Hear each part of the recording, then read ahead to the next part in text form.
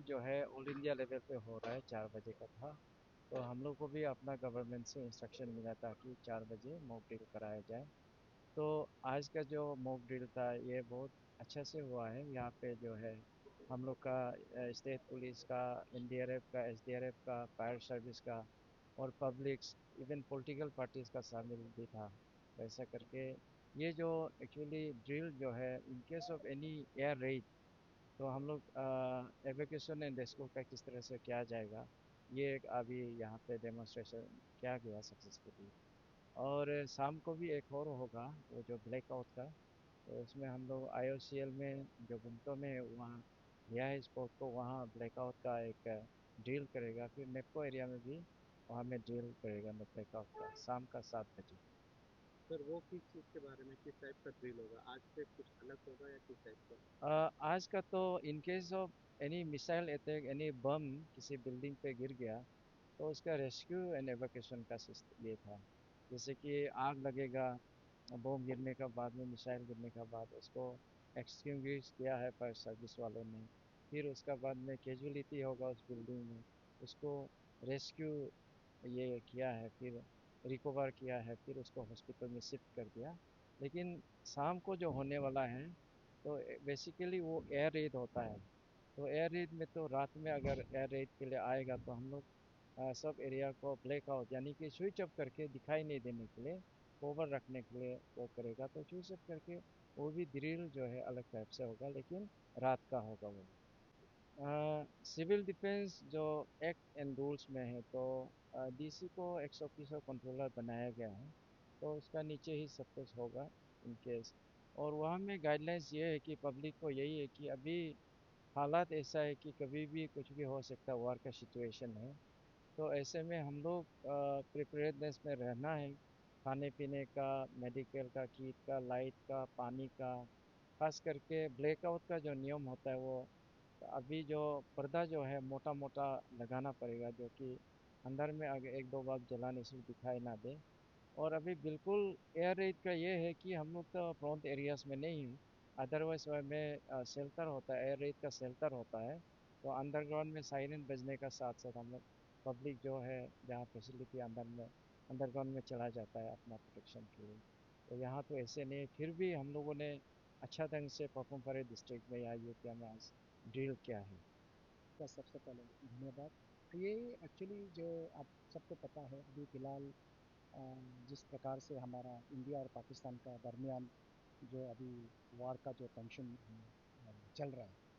और आप सबको पता है कि अ, हमारा जो पिछले 2-3 सप्ताह पहले पहलगाम में जो घटना घटा, जहाँ तक हमारा 26 इनोसेंट टूरिस्ट को जिस प्रकार के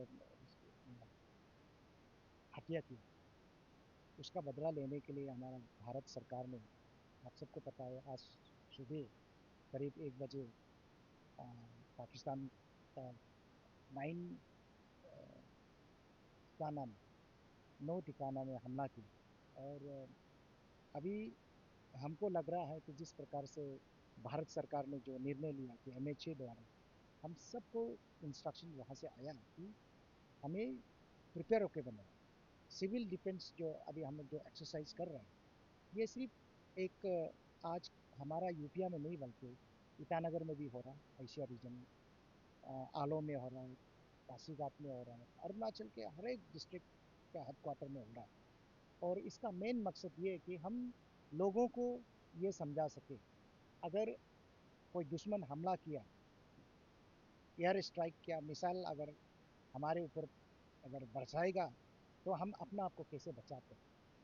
तो अभी उस सिलसिले को लेते हुए, क्योंकि मिसाइल आदमी को देख के नहीं आता, ऊपर से बरसेगा, कहीं भी आ सकता है, कहीं भी गिर सकता है, किसी के ऊपर भी गिर सकता है। तो हम मेंटली फिजिकली हम अपना आप को तैयार ही रखना है। और ये जो है स्पेशली सिर्फ हमारे जो यहाँ पर डेमोस्ट्रेशन जो दिखाया गया, ये आपका माध्यम चैनल का माध्यम से मैं बोलना चाहूँगा, ये जितना जो ड्रिल दिखाया है जो है, उसको बारीकी से बना के आप इसको एडवर्टाइज कीजिए, ताकि गांव वाला भी इसको समझ सके। गांव वाला भी अगर प्रैक्टिकली यहाँ अगर देखने को नहीं मिला, सीखने को नहीं मिला, वो उसी से देख के उनको भी पता चले कि अगर कोई एयर स्ट्राइक करता है या कहीं मिसाइल आता है, तो कैसे बचाव करना है, कैसे करके अपना आपको सिक्योर करना है।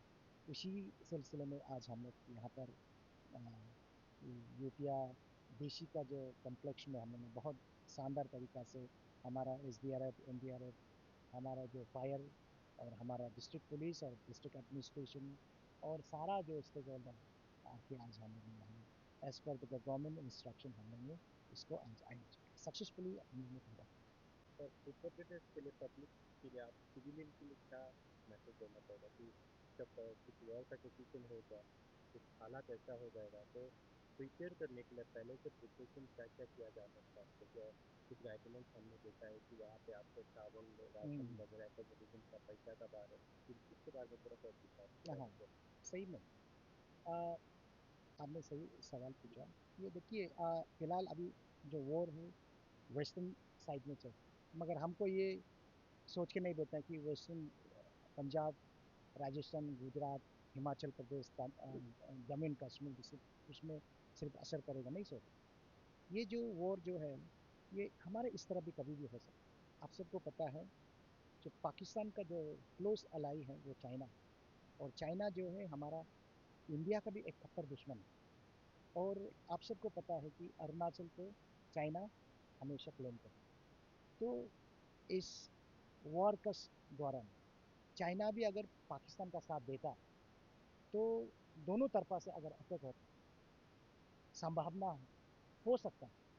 तो इस ऐसे हालत में हम सबको मेंटली वही रेडी होकर बैठना है कि जितना हो सकेगा खाना पीना थोड़ा स्टोर में रखना है।